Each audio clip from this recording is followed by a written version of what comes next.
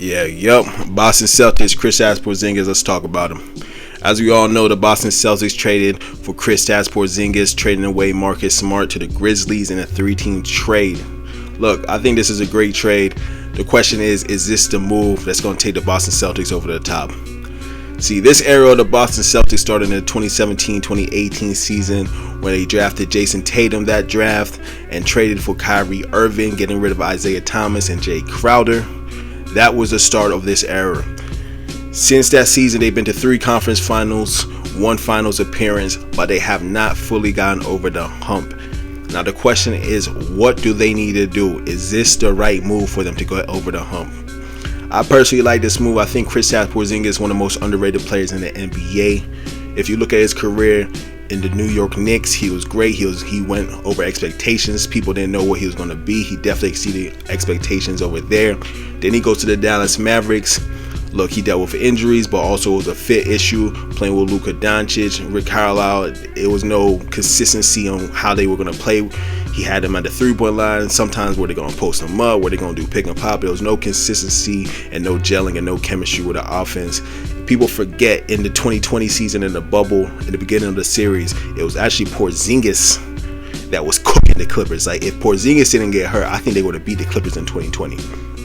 2021, once again, he was dealing with injuries and he took a little step back. He didn't really perform to the level he should have.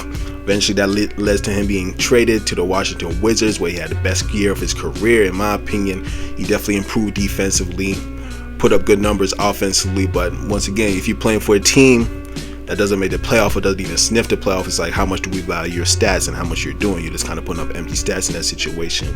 So him getting traded to the Boston Celtics, we're going to find out a little bit about Porzingis. But for me, I don't think there's any concern about it. He's the third option.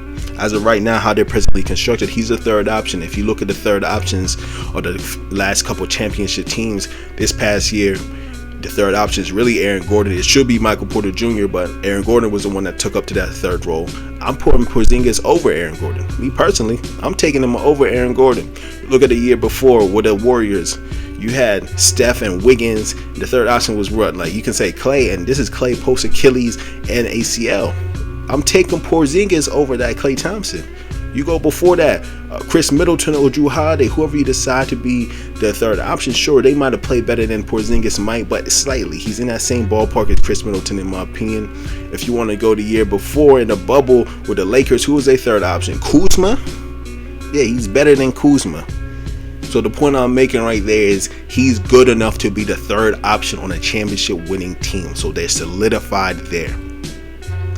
So what else does that mean? Does that solve the problems for the Boston Celtics? Because they've been knocking on the door. It seems like there's a glass ceiling on this team. But what is causing that? I don't think it's the big man rotation, but you have an older Al Horford. You can't expect him to be playing at the level that he's been playing at for these last couple years.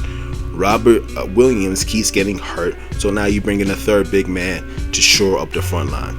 But the major question that the Boston Celtics still need to answer is their point guard position. Now, are you just going to give more responsibility to Derek White as your point guard? They still have Malcolm Brogdon, which is great, but he's also injured a lot. I think they need a primary ball handler, but we're going to see. Besides that, there's no doubt that they have a championship level roster. The real question is, what are they missing besides the primary ball handler? Is Jayson Tatum a true number one? Can he be the best player on a championship level team? Because people keep saying, oh, they lost Marcus Smart, oh, they lost the leadership in the locker room. Miss me with all that. Jayson Tatum is going into year 7. Jaylen Brown is going into year 8. You still have Al Horford.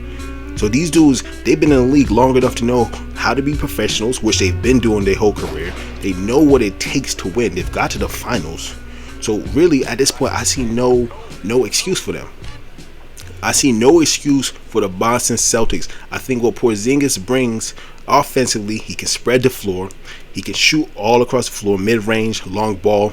I think he can do a lot of dribble handoff action. I think he can play make with Jayson Tatum and Jaylen Brown. He can perform a lot of the actions that Sabonis does in Sacramento. I think he has a skill set. Defensively, he's gotten better. He's always been a good rim protector, but now he's been able to switch out. So I think you're adding another star level player. Kristaps Porziņģis to me is an all-star level player. He's better than Julius Randle. Like, he's better than dudes like that. I think him and Bam Adebayo is actually close. That's how good I think Porzingis is. But the real thing is, will Jaylen Brown and mostly, in my opinion, Jayson Tatum take that next step up? Jaylen Brown to me is a number 2. He's just a number 2. I don't view him as a guy that's getting held back due to the situation he's in. I view him as just a number 2. It's rare to be a number 1. But Jayson Tatum has the skill set. Offensively, 30 points per game last season. Defensively, one of the best defensive wings. He stepped up. I think he played almost at an all NBA defensive level last year, defensively in the regular season. I think this is for Jayson Tatum now to take that step up and be a top 5 player. Steph Curry is getting older. Kevin Durant is getting older and always getting injured. Kawhi Leonard is getting older, always getting injured. When is Jayson Tatum going to take that next step up? I think this is the year. Let me know. What do you think the Boston Celtics need to do right now? I think they're the favorites in the East. We'll see what happens with the Dame Lillard trade to Miami, if that happens. We'll see what Milwaukee. Well, Milwaukee's just kind of Milwaukee at this point. We'll see if their health comes back and if they can repeat what they did in 2021. But right now, I got a Boston Celtics coming out of the East. Let me know what you think in the comments. Like, comment, subscribe. I got more videos coming soon.